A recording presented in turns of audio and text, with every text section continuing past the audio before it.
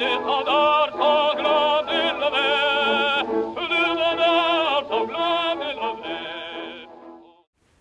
great-grandfather, Jules Hippolyte Marie-Gabriel Postic, was born on the 29th of April, 1895.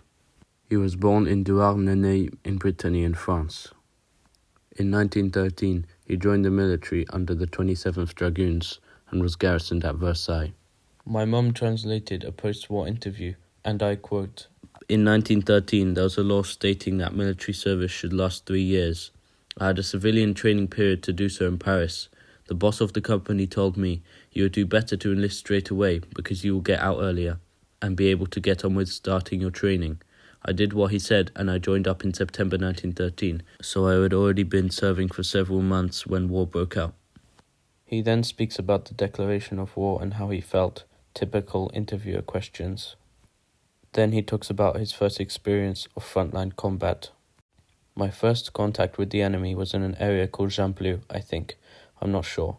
It was at Albert in the Somme, which stands out in the countryside because there is an enormous golden statue of the Virgin Mary above the church. We came into contact with the Uhlans here, which was the German cavalry. The encounter wasn't too serious, but there were still 1 or 2 injured. I don't remember exactly. On one occasion we found ourselves at Courcelles-le-Comte, and we suffered some really dreadful losses. At the time, a cavalry regiment was made up of 4 squadrons, and at Courcelles-le-Comte we lost 3 out of the 4. This is an image of the Golden Mary statue at Jambleu he references. And this is Courcelles-le-Comte. But our colonel, most of the officers, and I managed to make it through. I remember dragging back one of our injured sub-lieutenant through a field of beetroot. We were up on the high ground. Only 3 out of 4 men were actually fighting. The 4th was holding the horses, and those fighting were on foot like infantrymen. The Germans let us come down to Courcelles-le-Comte, but when we got within a few hundred meters, they had a machine gun posted in the bell tower and one in the windmill. They just tore us apart, and there were many losses. I had an injured horse that I had to shoot. When the regiment was disbanded, those of us who had survived were told to go back to Versailles where we were garrisoned. We thought our squadron would be reformed, but not a bit of it. We were then told, you are being assigned to the 26th Infantry Regiment. That lasted a while, then they formed a group of machine gunners, because frankly, at that time we had very few machine guns, and so scarcely any machine gunners. I was quickly put on a course lasting a few days, and instantly became a gunner. I was captain of a gun. We fought in Belgium, where we were dreadfully shaken about. We were at Les Bains, the whole Bethune region, where we had some awful losses. This image was taken at Saint-Quentin, roughly 80 kilometers away from Courcelles-le-Comte. There are a few other pictures of French dragoons in 1914, but for all I know, any one of these could include my great-grandfather. He then speaks about the formation of trench warfare and the stalemate that followed. Interestingly, he mentions the difference in value between riflemen and machine gunners, and the subsequent difference in time allowed away from the front lines. He then mentions the variety of weaponry they were equipped with, from the Saint-Etienne to the Hotchkiss. He explains the pros and cons of each, saying the Saint-Etienne was excellent in the firing range and super accurate, but tended to jam in the mud, unlike the Hotchkiss. I took part in a number of battles in the Artois, where I got my first commendation. I'd been buried alive at Artois near Arras, in a place called the Labyrinth. We had started to build saps, deep narrow trenches for undermining enemy positions. In other words, underground shelters. We started to dig them out just like digging a ditch, but it wasn't propped up. The Germans were bombarding us with naval guns, really massive guns. I was on guard, I was on sentry duty. My watch was just over, and I had my replacement and gone down into the sap. There were 12 other men and myself, 13 of us. A shell landed on the sap trench, and I will remember for as long as I live the feeling of suffocation as the ground fell in on top of us and not being able to see anything. I was very lucky because I was the last one into the trench. They managed to pull me out. Apparently I was unconscious for 10 minutes. There was a medical officer nearby, but I think there were at least 6 men trapped in the trench. At that time I was a bombardier, in other words, a corporal. He was then asked if he took part in any great battles. Yes, I was at Verdun, you have seen proof of that, but another attack that was very bad for us was at the windmill at Le Faux, near the Chemin des Dames, which unfortunately saw some unprecedented losses. That was really, really hard, so much so that we were sent to the front. I remember it because it was my birthday, the 29th of April, and we attacked on the 3rd of May with the Marine Infantry. We had terrible losses. There was a German position called, name suppressed, about 500 meters away, as the crow flies. We took it and lost it 14 times in 24 hours. We were relieved after 15 days and we went off, exhausted, towards Epernay. We had to take the train and most of us were due to go off on leave. When we got to Epernay to take the train and we were loaded into the wagons, the order came. Get off the train and get back to the front because there has been a fierce attack and you have to take the place of those who have died and support those who are left. Well, I can tell you frankly, everyone was really miserable. But it was an order and no one messed around with military discipline. Any sign of insubordination and it was the court-martial and the firing squad for you. It didn't happen often, but that was how it was. We left Epernay very tired and we arrived almost at the front. Then they told us that General such and such has decided that since you've had lost a lot of casualties, he has brought in new troops and you can go back again. We took the train and I went off on leave. At Verdun I was in the woods at Aumont at the defence of Thiamont. Like everyone who was at Verdun, we suffered a lot of losses, but I have to say we were in worse places at Douaumont and Fleury, which was even worse. He was then asked if he saw any comrades killed close by. Yes, I did. What stuck with me was at the labyrinth. I had a comrade called Cesson who had only just been made a non-commissioned officer 4 days earlier. Suddenly, a shell hit and I flung myself to the ground and was hit by an arm. It was his arm. He was dead. It really affected me. In 1918, a shell landed as far away as you are from me. I was lucky not to be hit, but 6 of my men were killed, and I've had a perforated eardrum ever since the age of 20. As a machine gunner, I have never killed anyone face to face. What was really dangerous were the nighttime patrols the Germans did, where you could easily mistake them for French. You had to be really careful. There were times when they got right up close to us and there were fights, but I never came right up close to a German that I had to kill. Did you see any gas attacks? There were 2 types of gas. They shouldn't be confused. There was tear gas, which wasn't too bad. If you had a bit of material, you soaked it in water and stuck it in your mouth as a plug. It stung your eyes and it was horrible, but it wasn't really dangerous. What really was dangerous was mustard gas. I was in Champagne when I first encountered it. It was right near the end of the war, and we were fighting alongside the Americans. The Germans often bombarded us with mustard gas. I have to tell you, I have seen men blank as soon as your skin got wet. It was terrible. It gave you horrendous burns. What was the atmosphere like in the trenches, in the camp? It depended on what section you were in. In general, there weren't many defeatists. You didn't get much leave, only 6 days every 5 or 6 months. You could always scrounge a bit more because of the travelling time. Not if you lived in Paris, because that wasn't far away. But if you lived in Brittany or the Basque Country, you could fiddle a couple of extra days, but it was difficult. The atmosphere was like this. The main thing we thought about was our next leave. We weren't always at the front.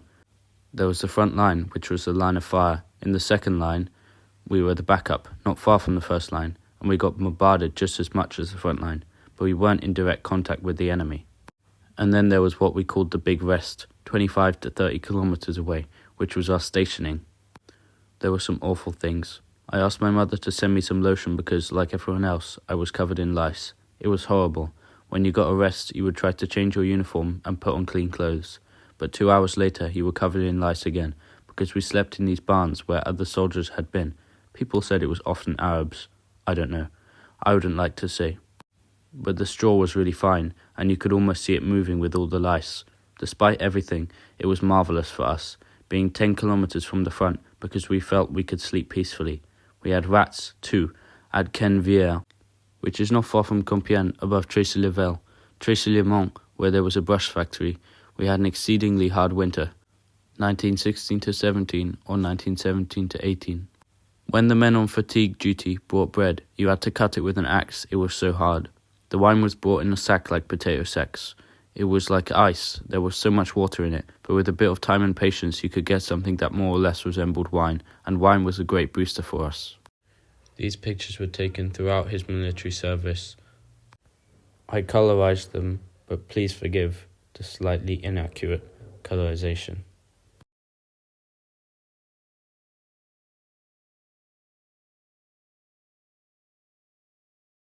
This format of unit pictures is very common.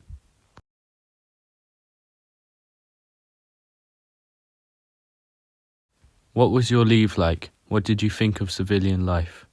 Leave was total complete joy for 3 or 4 days. Then, on the 5th day, you would say, I'm going to have to go off again. It was always very hard. So much so that on my last leave I said to myself, the war is nearly over. I don't want to take my next leave because I'll be too depressed when I come back. One thing really did disgust me. When we went off on leave, we often passed through Paris, and you would see loads of young people of about our age walking about with a girl on their arm. That's not what shocked me, and dressed up in fancy clothes. You got the impression that they had never heard a shell exploding in their ears. We called them shirkers. It could be really bad for your morale. One day a general came to our trench and he asked me, So, are you all right? Are you happy? I said, No, General. What do you mean, no? He had apparently been asking other sections before us. So I told him about the shirkers. He said, Look, we don't have enough machine gunners. I said, It's not just the gunners. He said, Maybe they are ill. So I said, General, any chest is large enough to take a bullet or to be decorated with a cross. So he went off to my captain, saying I had a bad attitude, which wasn't true, but I was revolted by the idea, as we used to say, that it was always the same ones getting it in the neck. Once we had tasted normality in civilian life and the affection of our loved ones, it was really hard. Coming back was really hard. We were happy to sleep in a normal bed again, but when we woke up, we still felt we were at the front. You can never completely relax. There was joy at seeing your loved ones, joy at having a change, but you always knew you had to start again. It was very hard. If anyone says they were not afraid, whether it was during 1914-18 war or the 1913-45 war, they are lying. I was afraid too, but especially if you have a rank, you have to use your strength of character to overcome your fear, and not let it show. Under a terrible bombardment, you say to yourself, I'm here at the moment, but in 5 minutes I could be gone for good. One of the things that struck me the most was at the moment of the attack on the Moulin de la Faux. A territorial army soldier came up. They were the oldest who could enlist. They were used for soup and log duty. It happened just at the moment of the attack in a part of the trench because it had all been destroyed. There was this TA soldier who had been horribly injured and his brain was coming out of his skull. He was in agony. I was with one of my men. He said, kill me, I beg of you, kill me. I'm in agony. 3 times I took my revolver out of its holster, and 3 times I put it back because I was hoping for a miracle. It was impossible to take him away from the front in an ambulance. He would have been killed along with us. It really shocked me because he died in agony. I have wrestled with my conscience over it, because you ask yourself, what should I do? Morally, I suffered terribly over it. I saw someone that I didn't know, an officer, a lieutenant, coming back from Le Moulin de la Faux, who had what we called an operation. He was holding his own intestines in his hands. It was terrifying. Were you injured or hospitalized? I was injured a couple of weeks before the armistice. The first time, with my ear. I was in Bordeaux and I stayed about a month. The second time, in 1918, I was at Malo in the Aveyron, in an auxiliary hospital, where I was well looked after. I had a fracture of the right forearm. Was your regiment involved in the mutiny of 1917? No, there were some regiments alongside us who were. It was hard because people said that in some regiments they lined up the men and said, 1, 2, 3, 4, right, shoot him. I don't know if it's true, I never had any proof, but that's what they said. How did you hear about the armistice? I was in hospital in Malo. I had met a comrade, a non-commissioned officer like myself, who was an accountant in civilian life. They had asked him to help out at the town hall. That day he came to me with a telegram. He couldn't speak. I realized he wanted to announce the armistice. I had my arm in a sling. Next to us there was a horse-drawn lemonade car which had a really high seat for the driver. I climbed up on the seat and read out the telegram. There was a flock of people and then a huge crowd. I'm not a great drinker. We were set off to a cafe.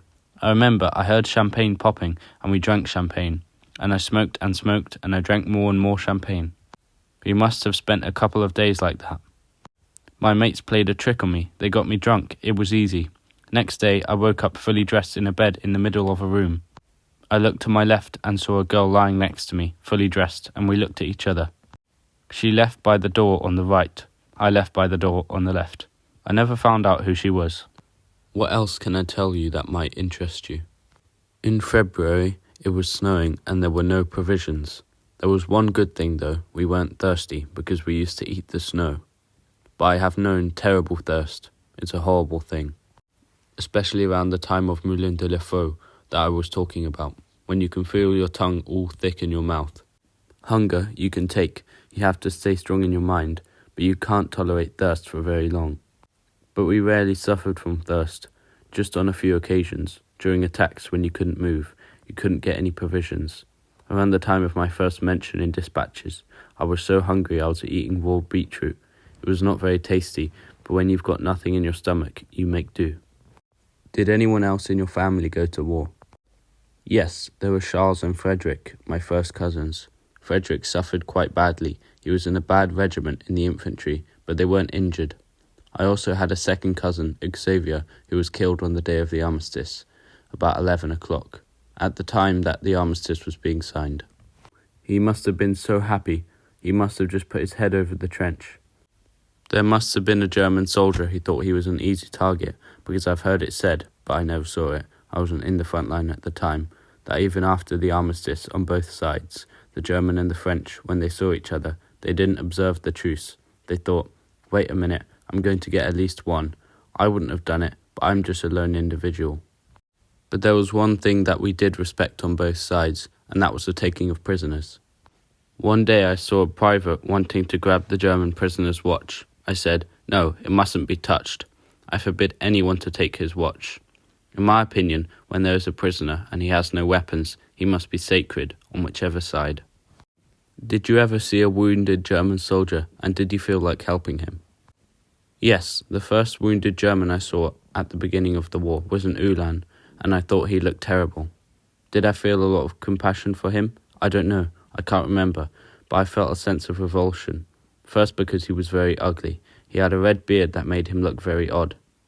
At that time, I was still haunted by the memory of something terrible that we had seen in the previous 2 or 3 days.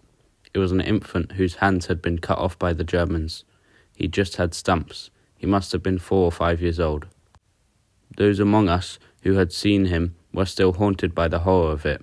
I think that at that time I wouldn't have made him suffer, but I would have killed him, almost with a feeling of pleasure, a kind of revenge. It's very difficult to explain such reactions.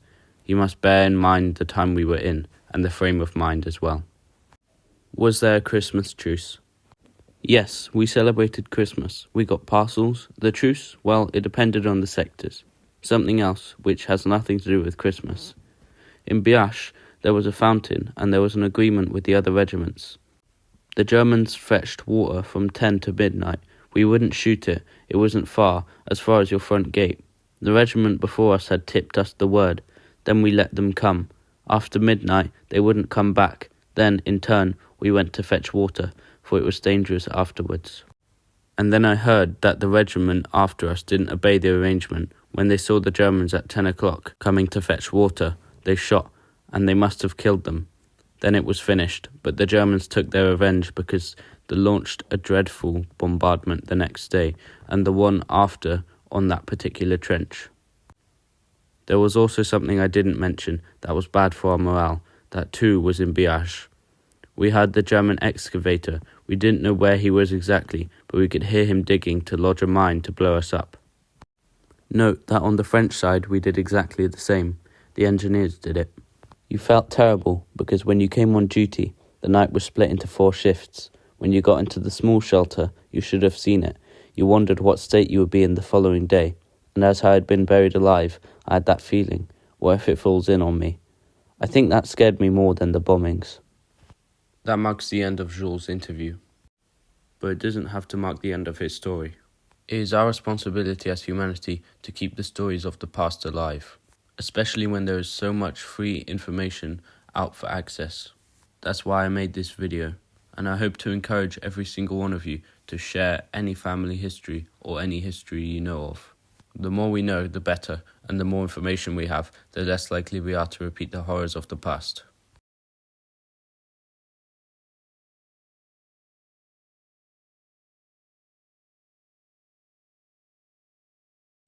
I'm going to leave the video there, but before I leave, I'm going to take the opportunity to say that I recently reached 100 subscribers on YouTube. I'm very thankful for this, and I hope you guys enjoy the content. I have lots more planned for 2026, and there are many videos to come soon. Thanks for watching. Goodbye.